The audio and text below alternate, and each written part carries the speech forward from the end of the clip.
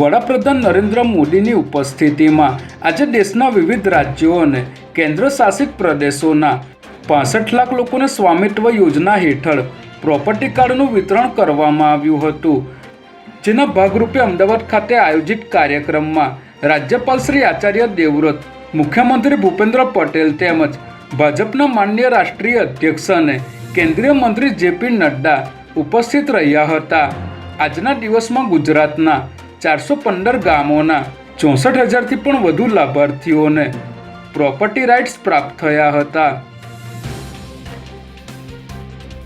અમદાવાદના નવરંગપુરા વિસ્તારમાં stadium road પર આવેલ અમરનાથ કોઓપરેટિવ બેંકના મેનેજર વિરુદ્ધ 2.50 કરોડની છેતરપિંડીની ફરિયાદ નોંધાઈ છે, જેમાં મેનેજરે પોતાની સત્તાનો દુરુપયોગ કરીને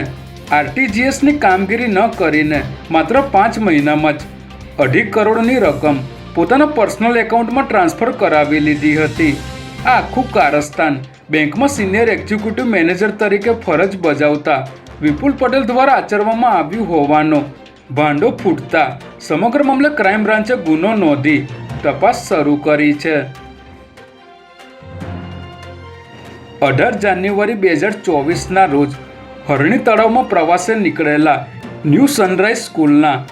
માસૂમ બાળકો સાથેની બોટ પાણીમાં ડૂબી ગઈ હતી, જેના કારણે ગણતરીની મિનિટોમાં જ 12 જેટલા માસૂમ બાળકો અને 2 શિક્ષિકાઓ મળીને કુલ 14 લોકોના કરુણ મોત નીપજ્યા હતા. આ ઘટનાને આજે 1 વર્ષ પૂરું થયું છે, ત્યારે આજે મૃતકોના પરિવારજનો દ્વારા ન્યૂ સનરાઈઝ સ્કૂલની સામેના ગ્રાઉન્ડમાં શ્રદ્ધાંજલિના કાર્યક્રમનું આયોજન કરવામાં આવ્યું હતું, જ્યારે વડોદરા શહેર કોંગ્રેસ દ્વારા હરણી તળાવથી માર્કેટ 4 રસ્તા સુધી ન્યાયયાત્રા યોજવામાં આવી હતી, જેને પગલે ચુસ્ત પોલીસ બંદોબસ્ત